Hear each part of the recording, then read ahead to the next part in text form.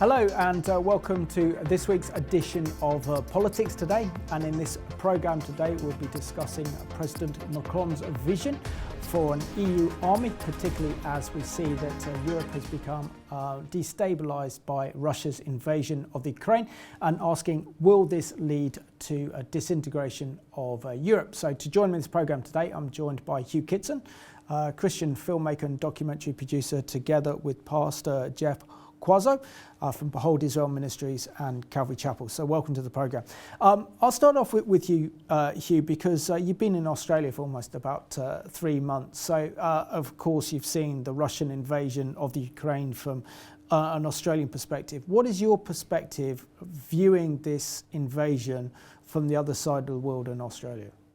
Well, I think that everyone realises that it is illegal in every single sense of the word, and I think a lot of people, quite frankly, are horrified. But then also a lot of people have been mistrusting Vladimir Putin for a while, and so there's a sense in which it's not a total surprise, even though it's shocking, and that's certainly the view down under. We had fairly extensive coverage of what was going on down there as well. Because also for the Australians, China poses a much bigger threat than, say, Russia does. And there's certainly a wake-up call to Europe, the first full-scale invasion of a sovereign European nation since the start of the Second World War. And now we have the biggest refugee crisis that we've seen for over 80 years.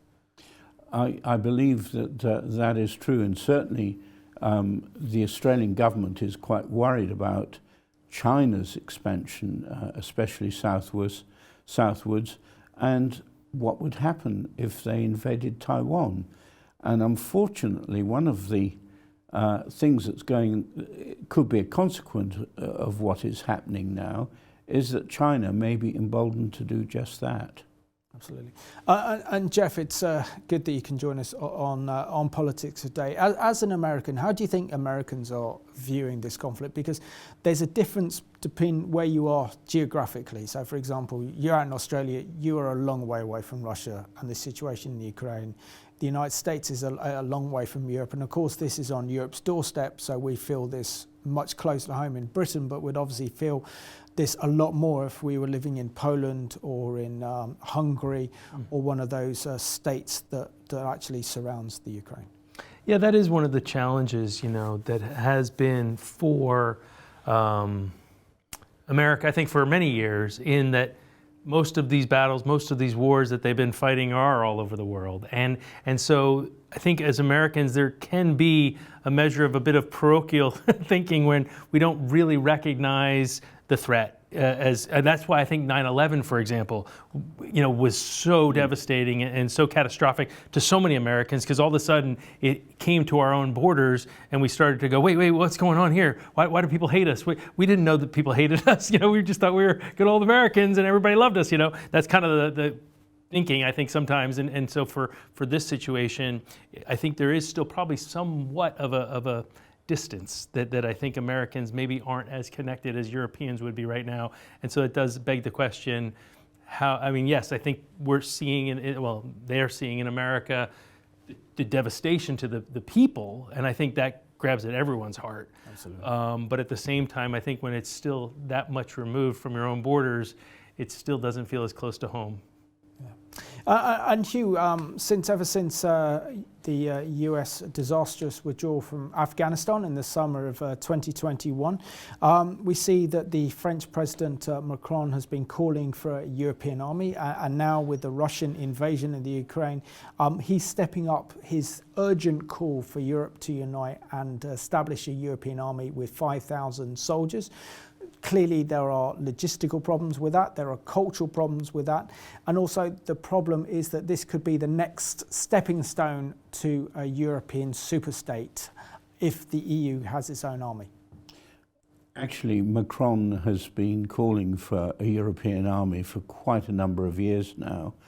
And when we left the European Union, it looked at one stage, especially when Theresa May was Prime Minister, that even being out of the European Union, we may have to contribute to a European army.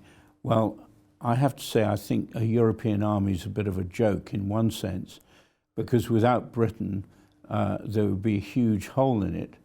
But I think much more than that, it would destabilise Europe. For instance, we've had financial problems, especially with some of the southern countries that are in the European Union, Greece, Italy, Portugal, Spain, and there has been a certain amount of financial instability. And one of the things that would worry me about a European army, and mind you, 5,000 soldiers is a joke anyway, is that if the European Commission didn't like what a country was doing, the European army could actually finish up being used against one of the member states. I think that's a big problem. And Jeff, what are your thoughts? Because for the last 70 plus years, we've got an organisation called NATO, the North Atlantic Treaty Organisation, that was set up to protect Europe and the West from Soviet expansionism. And since the collapse of the Soviet Union and the collapse of the Berlin Wall, many question whether NATO was still relevant.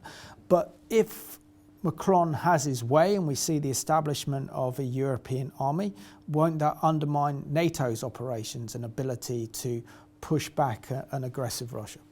Yeah, there's no question. And I think the thing that we're watching happen is right now with this power shift that's taking place, and specifically America kind of losing ground when it comes to being this military superpower, Europe are starting to have a bit of a wake-up call, and as we're even watching literally their military spending increase before our eyes, because they're seeing, hold on, we've got these threats, and America isn't kind of watching our back the way they have in the past. So there is that big question mark if maybe we do need to do something. But yes, like you said, I don't know if an EU army is the right answer at all, and I do believe it undermines the whole NATO forces and America's part. But again, without America stepping up the way they need to, it is leaving Europe quite exposed. Mind you, the European states have not really contributed to NATO in the same proportion that the United States has.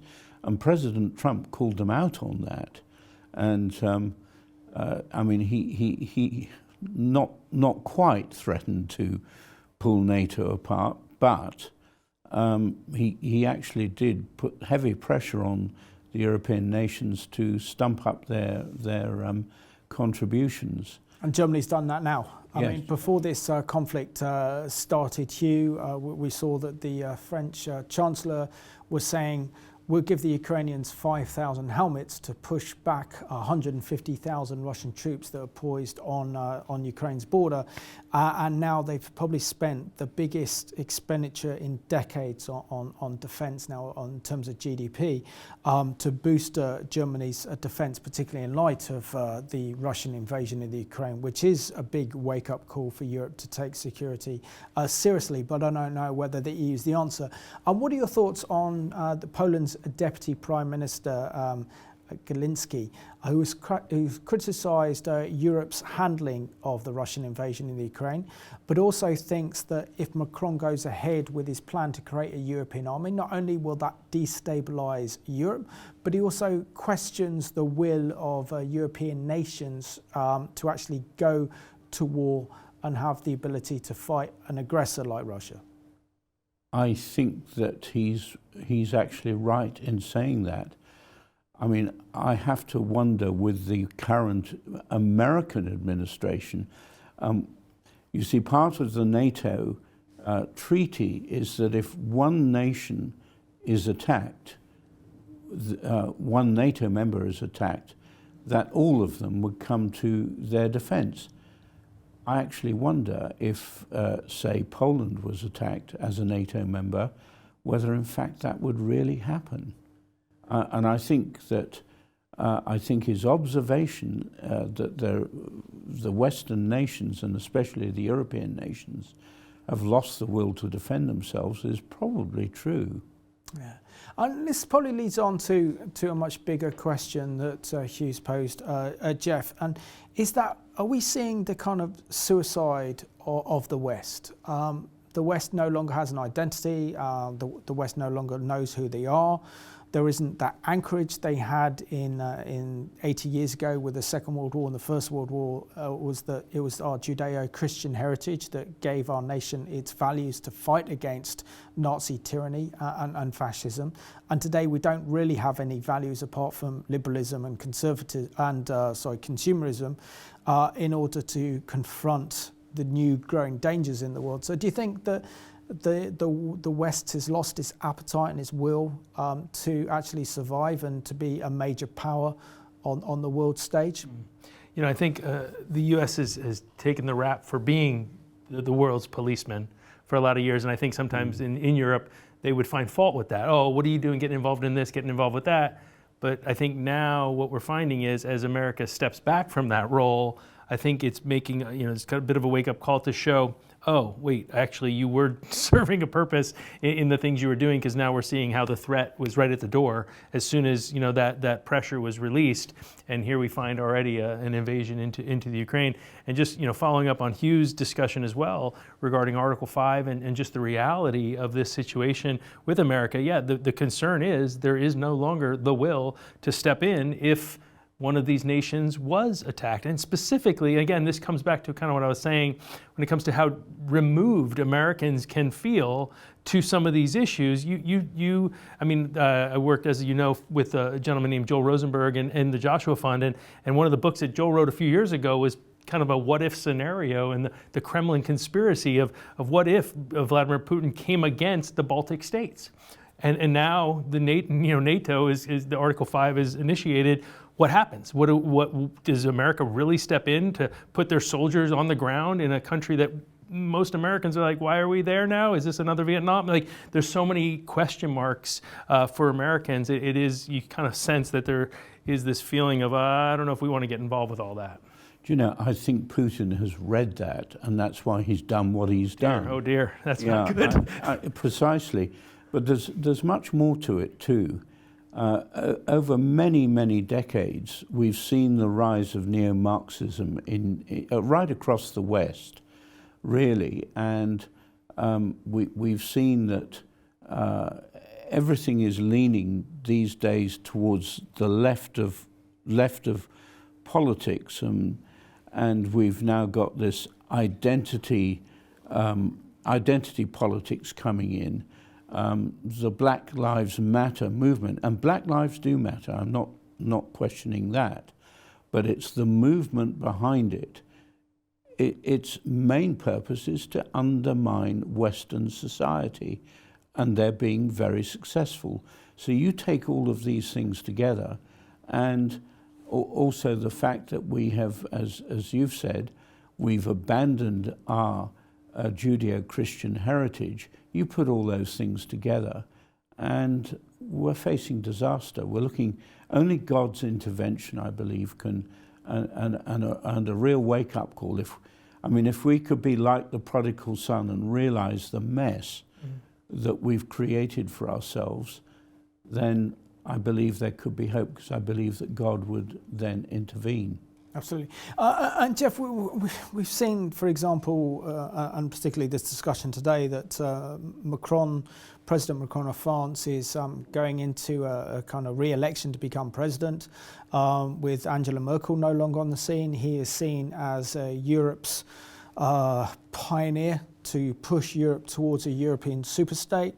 They've already declared that in the 2020s, one of their goals is to achieve a European army. And of course, with the Russian invasion in the Ukraine, this makes Europe feel extremely uncomfortable, particularly the eastern members of the European Union, who are questioning Europe's role in this conflict. The Polish Deputy Prime Minister Glinski has also said that Europe hasn't come to Poland's aid in terms of the refugee crisis and hosting over 1.5 million Ukrainians in their country.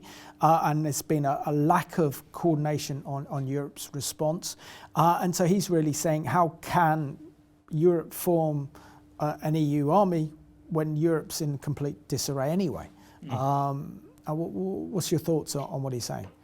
Well, we know, again, Macron coming from, an upbringing of being kind of groomed through the World Economic Forum's Young Leaders, program, being someone who's looking towards a globalist thinking and trying to pull all these different nations together. Yeah, the concept is there, bring Europe together in this way. But as you said, I think the Polish leader is right in that honestly, what we've seen in Ukraine is people fighting for their lives and their livelihoods and their families. And that's what he's stating while he looks at Europe and goes, I don't think you have the will for it. I don't think the Europeans have gotten so used to a way of life, a comfort, that there's not that same measure of, in this generation at least, having, as you talked about, removed from a Judeo-Christian ethic, removed from, it's just about consumerism. It's just about kind of making sure I'm happy and the material, things of this life.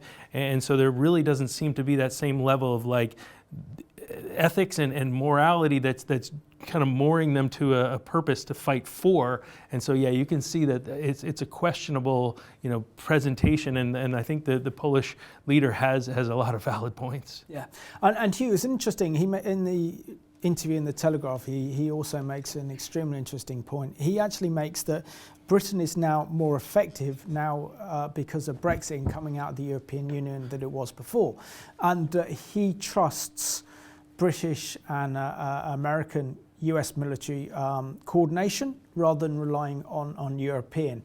And also he believes that the coordination between the United States and Britain in this role of helping to equip Ukraine to militarily to push back that Russian advance, it has been far more effective than if Britain was still a member of the EU. Doesn't that speak volumes? I think it does, yes. I remember our mutual friend, Colonel Richard Kemp, who was in the early days commander of the British forces in Afghanistan. He certainly believes that a European army, and he said so quite publicly, would be really a disaster for Europe, but also a disaster for Britain, because we would lose to some degree control of our own defence forces. So I think this is absolutely right. And Britain and America still, even though we have lost the appetite for self-defence, it'd be interesting to see what would happen actually if Russia tried something against Britain. I think Britain would retaliate, and so would the USA. I can't see that if Putin were to unleash some of his nuclear arms against the USA, which he's sort of threatened to do, that America wouldn't retaliate. And certainly Britain would too. I don't think we'd be here to tell the tale, though. We probably wouldn't, and for that reason, okay, there may be a tactical nuclear exchange, but I don't believe that there will be all-out nuclear war, certainly not at this point in time. No, that would be the end of human history if that would happen. Well, it's very interesting that the Lord said himself in the Olivet Discourse, had those days not been shortened, no flesh would be saved.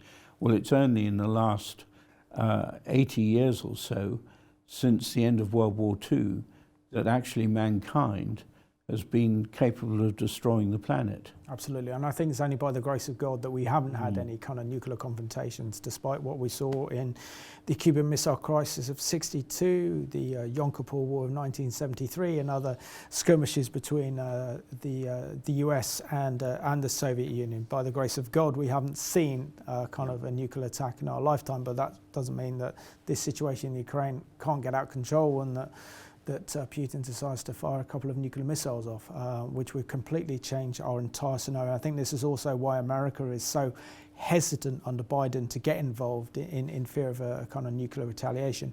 But in terms of the different perspectives on NATO and on the EU army, previous US President Trump was against the creation of a European superstate because he felt that would challenge America's dominance in the world and become another rival power. But we also see that with President Biden is pretty much in favor of these big globalist institutions and bodies like the EU, like the United Nations, like the World Economic Forum. Isn't there a danger now that if America then supports a European army, that this would undermine European security, undermine NATO, and also then fragment Europe. Yeah, and as you said, I think the key there was that President Biden is supporting this globalist agenda, and therefore it is, again, I mean, just the fact that he made his, stump speech, the Build Back Better, in the same way. Where did that come from? That's already come from the globalist, elites have given us this Build Back Better. What does that mean? It means, as was alluded to by Hugh, that we need to tear down the old. We need to get rid of the Judeo-Christian ethics. We need to get rid of these things so that we can, quote unquote, build back better with our humanist way of thinking, that man doesn't need God, we can do this ourselves. So yes, an absolute reality is that if this administration allows a European state to grow in this way, which I think biblically maybe you could make an argument that is going to happen, whether we like it or not. Biblically it seems to show us that there is going to be this kind of conglomeration of states out of Europe.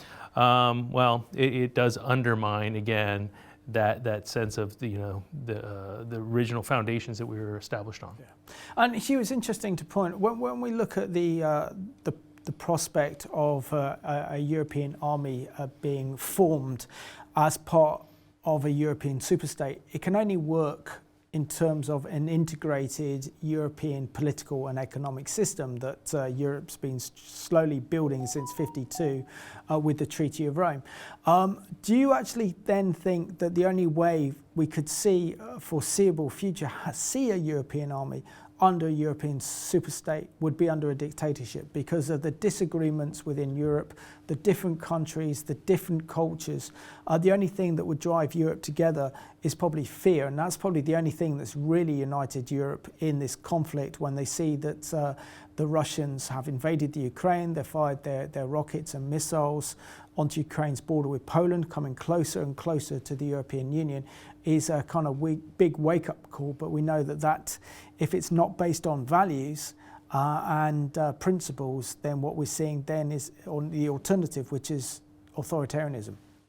I think you're absolutely right about that. I mean, already the European Union is not really that democratic, and one of the objections that we've had in Britain is that actually we were run by unelected bureaucrats in Brussels.